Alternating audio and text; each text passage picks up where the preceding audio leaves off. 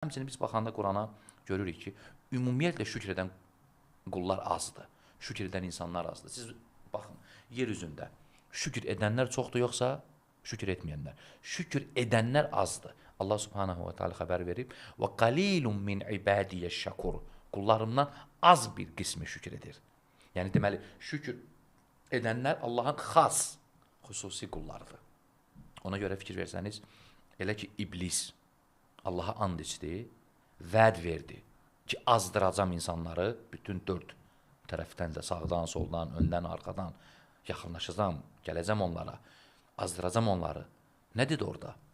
Sən onları وَلَا تَجِدُوا əksərəhum şəkirin, əksəriyyətini şükür edən görməyəcəksən. Demədi, əksəriyyətini oruç tutan, əksəriyyətini namaz qılan, əksəriyyətini səbr edən, əksəriyyətini şükür edən görməyəcəksən. Və həqiqətən də insanların əksəriyyəti Allaha şükür etmir.